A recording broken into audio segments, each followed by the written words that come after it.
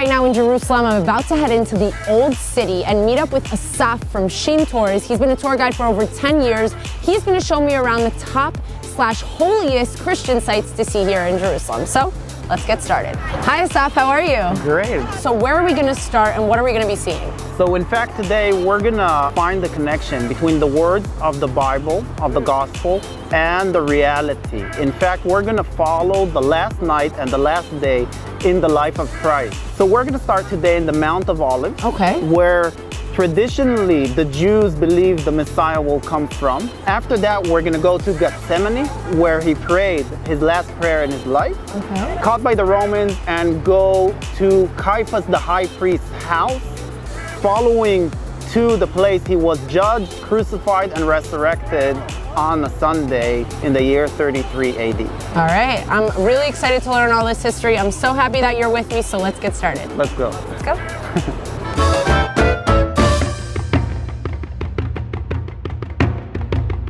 We're starting our trip here at the Mount of Olives. Now, Asaf, why is this one of the holiest sites to see here in Jerusalem? So before I answer that, I wanted to tell you, today is special because I will add another significance to your name. If we open the Bible, the book of Isaiah chapter 8, and we read, "The virgin will be with child and will give birth to a son and will call him Emmanuel."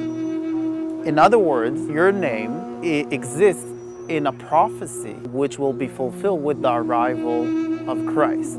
Now, the people watching this can come to Jerusalem and actually experience firsthand a Bible in Jerusalem that predates Christ in 300 years with this prophecy. That's very special to me and that warms my heart, and I really appreciate you starting that off there. That got me a little blushing a little bit, but why is the Mount of Olives so holy and so special? So the Mount of Olives is of significance for billions of people around the world. In fact, in this place, if you look carefully, you can see there are a lot of tombs because even 2,000 years ago and now, people came here with the wish to be buried in the Mount of Olives for a reason. The reason is that the Messiah will come in the end of times and redeem humanity, reviving the dead from their tombs. According to Ezekiel 37, the dry bones will form from the valley of the dead into a body in the end of times. Now, this prophecy is interpreted in a national level when the Jewish nation was revived from the valley of the dead, from the Holocaust, and formed into the modern state of Israel, which is only the third occasion in which Jews had independence in the state of Israel, in this land, in this area. According to the Christian belief, this Messiah has came, and he was a Jew. His name is Jesus from Nazareth. And he came through the Mount of Olives, standing exactly where we're at now, overlooking the holy city, entering Jerusalem for the last week of his life, and eventually the place where he will be crucified and resurrected in the end of our episode. We're going to go back thousands of years earlier into the original path that Christ took. From the moment he entered Jerusalem through his last night, the Last Supper, from the moment he was given to the Romans in the Garden of Gethsemane, meeting Caiaphas, and eventually to the place of his crucifixion and resurrection. Now keep in mind, there are plenty of more sights to see, however we chose the highlights. Christ comes from the Galilee to Jerusalem, comes here to the Mount of Olives, and overlooks Jerusalem. And here he starts crying. He cries because he predicts the destruction of Jerusalem that historically was actually ruined and destroyed to ashes in the year 70 by the Romans. Now Christ enters Jerusalem and enters the temple. In fact, in an archaeological excavation, they found the original staircase in which Christ went in the temple. It's right there. And in the temple, Christ flips the stalls of the money changers and preaches to the people, asking and quoting a verse from Isaiah. "This is the house of all nations, the house of God, and you turned it into a cave of thieves. What is all this merchandise in the house of God?" From there, eventually he ends up in the room of the Last Supper, which is our next stop.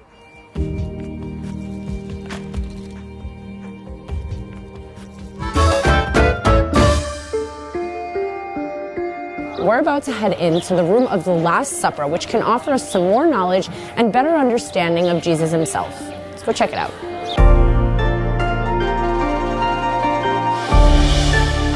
We arrived to the room of the Last Supper. It doesn't date back to the time of Christ. This dates back to 800 years ago, to the time of the Crusades. However, this area was populated in the time of Christ, and it's probable that Christ has eaten the Last Supper in this place.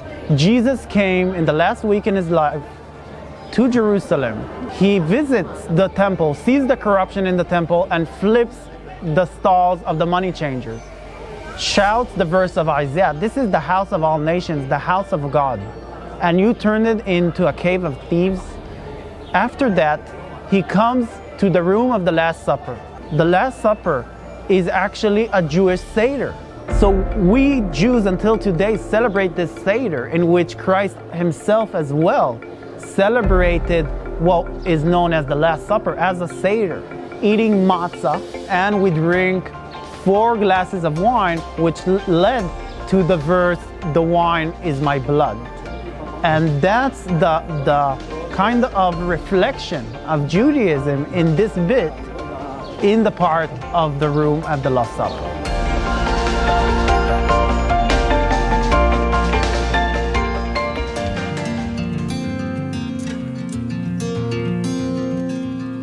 This isn't the hall from the time of Christ. It's obvious how these arches, according to their style and architecture, date back to not more than 800 years ago. But there is a slight clue that might point out that this area was the place where Christ was eating the Last Supper, that Seder we spoke about, which is exactly behind you. This capital is an inscription of pelicans. Pelicans in Christian art refer to Christ giving to the believers, because the baby pelicans eat from their mommy's mouth, and it seems as if they're feeding off her flesh, exactly like in the Last Supper Christ said that the bread is my body and the wine is my blood.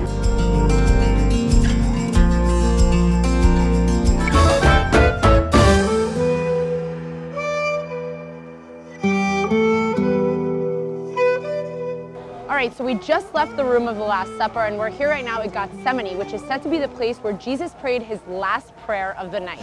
After Christ ate the Last Supper, he comes here to pray the last prayer in his life, as described in this beautiful mosaic. He kneels. How do we know this is the place?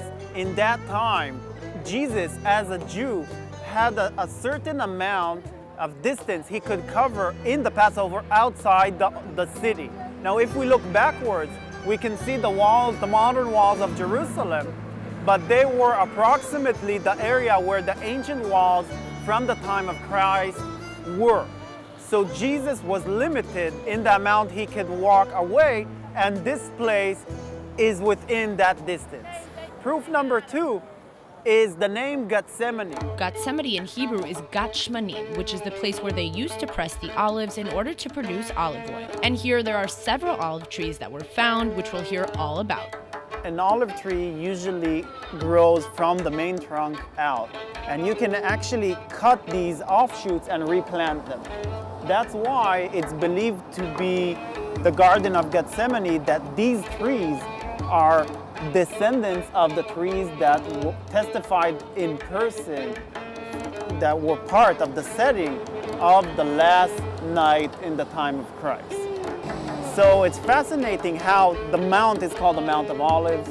The garden is Gethsemane, the place of the olive press, and even in the olive tree, this spiritual concept is reflected. So most likely that this place where Jesus prayed the last prayer of his life looked like what we just looked at, and less like this beautiful Catholic church built in the 1900s. After Jesus prayed here and was complete with God's will, he was taken by the Romans to the house of Caiaphas, the high priest.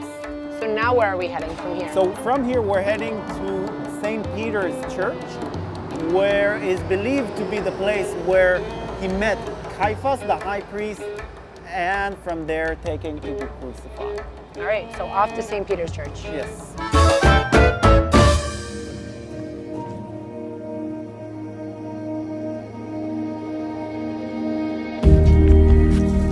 What are we looking at right now? This is beautiful.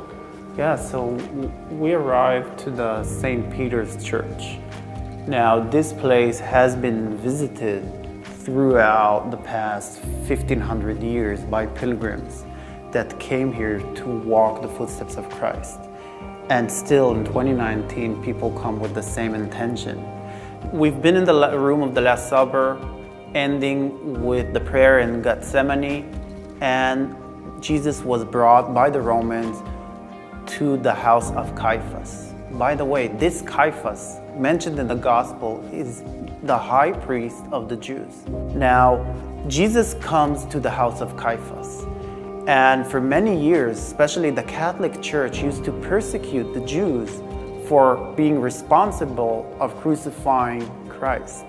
Now, what happened here in the house of Caiaphas is most likely to be the other way around. In fact, recent research shows that Caiaphas did not have the authority at that time to judge Jesus or to have any responsible whatsoever to his crucifixion. Furthermore, with careful study of the words of the gospel itself, we understand that Caiaphas tried to persuade Christ to regret flipping the stalls of the money changers, and in order for the Romans to have mercy and spare his life. Now, how do we know that from the verse of the gospel?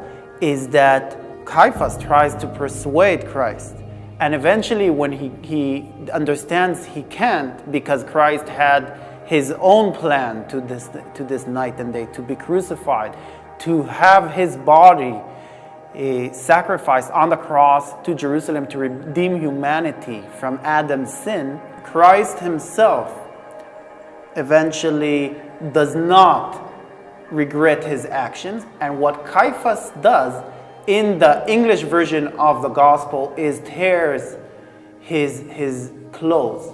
Now, in the original Hebrew version, to tear, likroa, is something you do when you mourn someone's death. And Caiaphas, in fact, was so sorry he cannot persuade Christ from regretting his action, because the Romans from time to time, if a crucifix used to be convicted and he regret his action, he was spared. And that's what Caiaphas tried to do, probably in a place like this. Now, this specifically is an ancient place. We can't necessarily point out to the time of Christ and connect it to the house of the high priest, but pilgrims have been coming here to this path continually to mark this as the place where Jesus met Caiaphas the high priest.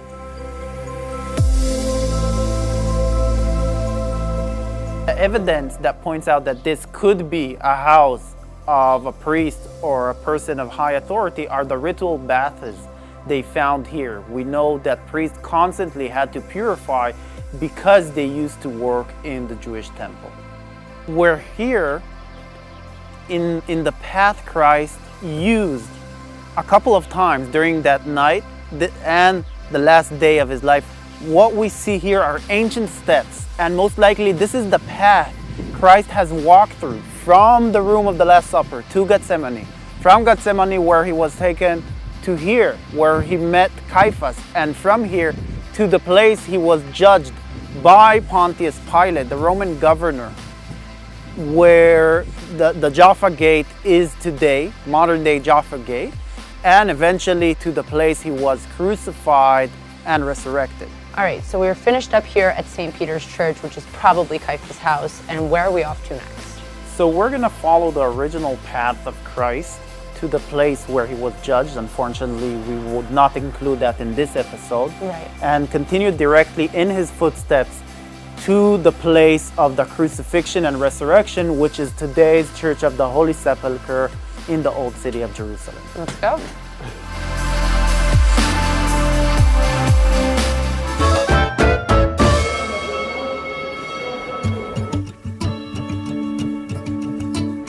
where are we walking through right now? So we're walking through the Christian quarter. The old city of Jerusalem contains 4 quarters: the Muslim, the Jewish, the Christian, and the Armenian. The Church of the Holy Sepulchre is built in the heart of the Christian quarter. Right behind me is the Church of Holy Sepulchre, which is said to be the place of Jesus' crucifixion and resurrection. I'm about to head in and learn all about the history. Let's go.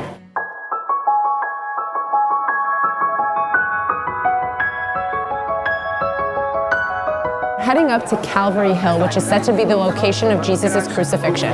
Let's go.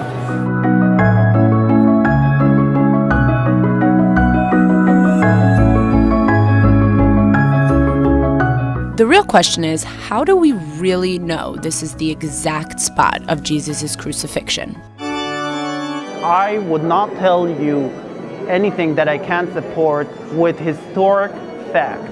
Today, what you see here is a Catholic church built in the 1900s on top of an early church built in the 4th century AD. In the case of Christ, from reading the Gospels, we know a lot. We know he was crucified on a hill. If you notice, we walked steps going here. Remember how Jesus himself was a Jew. So all the burial customs were according to the Jewish religion. So this location of the exact church we're standing in today is outside the city from the time of Christ. And until today, Jews don't bury within the city. In addition, in archaeological excavation, they found here a Roman temple to Aphrodite that the Roman emperor built on top of the place of the crucifixion to block it from early Christians to access the place. So what you should imagine standing here on a Friday and exactly at noon, which is the specific time when Jesus himself was crucified, right here in Jerusalem, is just try to ignore all of these walls, try to ignore the silver and the gold. Just imagine Calvary Hill, which we're standing on, with 3 crosses as described in the Gospels, and Jesus in the middle. Now, if we continue to read in the words of the Gospel, we will discover that they did not allow Jesus to hang on the cross for 3 days, like other crucifixes historically used to. Why? Because according to Jewish tradition in Jerusalem until today, you don't allow people to sleep a night. What they mean is that people who die will bury them in the night before the arrival of Sabbath.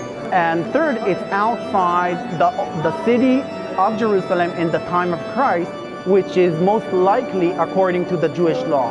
Combining all of this points out to be the place.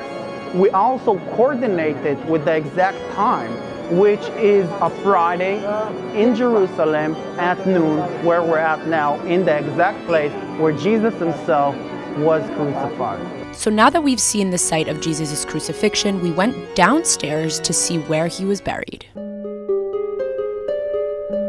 This is the place where he was buried. Again, the obvious question is, how do we know this is not a fairy tale and this is the exact place where Jesus was brought? So if you come here to Jerusalem and enter, you will see kind of a stone bed. Parts of this rock originate to the 1st century AD, to the time of Christ. So these are people coming from all over the world, waiting for sometimes a couple of hours in line to come and see and testify in person that the tomb of Jesus is empty and Jesus has resurrected. Wow.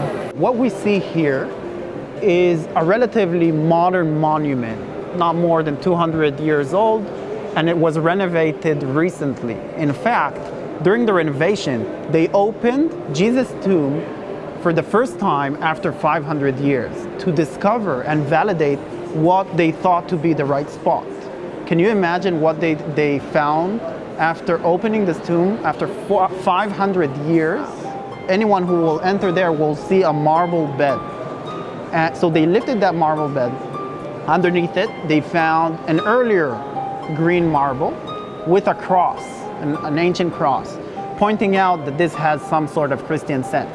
Once they lifted that up, they found an original bed dating back to the time of Christ. Another proof we will see next is inside the cave, which are another set of caves dating back to that time, validates that this was a special tomb that was so special they wanted to exclude it from all the rest and make it stand for itself. Most likely the tomb of Christ, where Mary Magdalene and Mary, the mother of Christ, came here on the Sunday discovering the tomb is empty and Jesus has resurrected.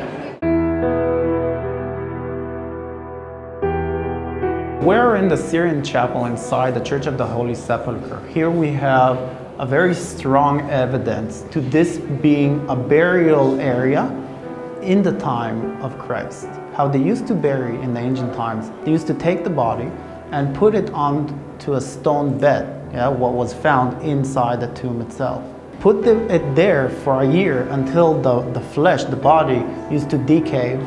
Come after a year and collect the bone into a special box big enough to fit the biggest bone in the human body called the femur. We call these boxes ossuaries. They found lots of them in Jerusalem, some of very, very important people. For instance, they found the ossuary of Caiaphas, the high priest that is mentioned in the gospel. And here in the Church of the Holy Sepulchre, we have very strong evidence because we have some of these caves dating back to the time of Christ. And this is what I want you to see right here. So if we open again this book and read the words of the gospel, we read of this man called Joseph of Arimathea, who is known to be a wealthy man, gives his cave to Jesus. There is a nice joke I heard from a pastor a couple of years ago, is that Joseph of Arimathea comes home after giving Christ his tomb, his cave, and his wife goes, you know, honey, I'm so sorry you gave it away. I know that Jesus is the Savior and all, but you know, it's a family cave and it costs a lot of money. I don't know what we're gonna do when we're gonna die. Where are we going to be buried in one of these shafts? Because it's all gonna be filled up. So Joseph of Arimathea says to her, honey, don't worry, it's just for the weekend.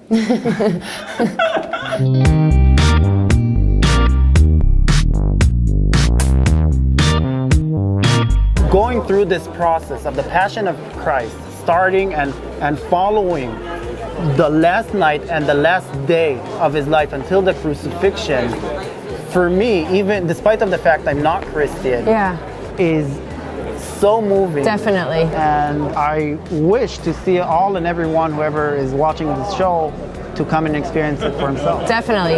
We all know I'm not Christian either, and this has to be one of the most moving and special places that I've visited here in Jerusalem. So thank you, Asaf, so much.